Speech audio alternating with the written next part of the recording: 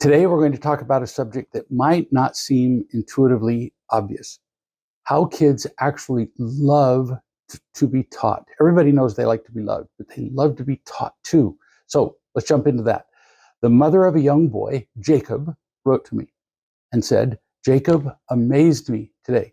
He was whining about something, and because we had talked about this behavior before, I simply took him by the hand, because we had described what's going to happen and we'd done it before, and fastened him in a car seat that was on the floor, because he knows that if you're going to whine and not speak in words, you can go whine in the car seat by yourself." Of course, then he whined louder and he cried a little bit.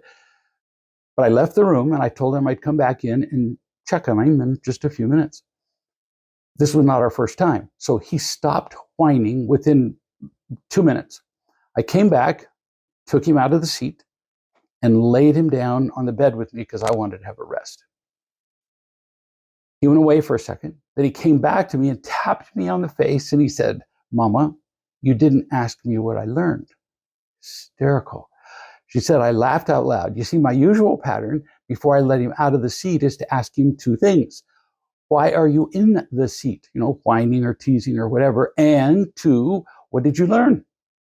I think it's important for him, Mom says, to learn from being in the seat instead of the seat just being a technique for stopping a behavior. Brilliant mother. So she continues, I asked him why he was in the car seat, but that was not enough for him. No, he took me by the hand, walked me to the car seat. He sat in the car seat, insisted that I buckle him in, and he said, "Okay, now ask me."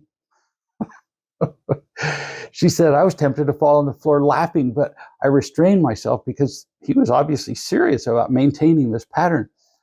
I asked him why he was in the seat, and he said, I was whining. And he said, I'm not happy when I'm whining. I'm happy when I just talk to you in English. This was so funny, I just had to tell you, said Mom.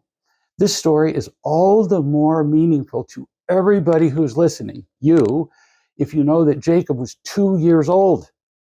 He was this brilliant and wanted to repeat the pattern at 2. Parents often fear that imposing consequences on younger children is cruel because, the poor babies just don't understand. Wrong. If we are immediate and consistent in our consequences and loving, the children adapt quickly. They learn. Unproductive behaviors just vanish. They're happier and they like learning. They like the attention of our loving and teaching them. For heaven's sakes, Jacob, this 2-year-old kid, enjoyed the whole teaching process so much that he insisted that his mother go through every step, not missing a thing. Who knew?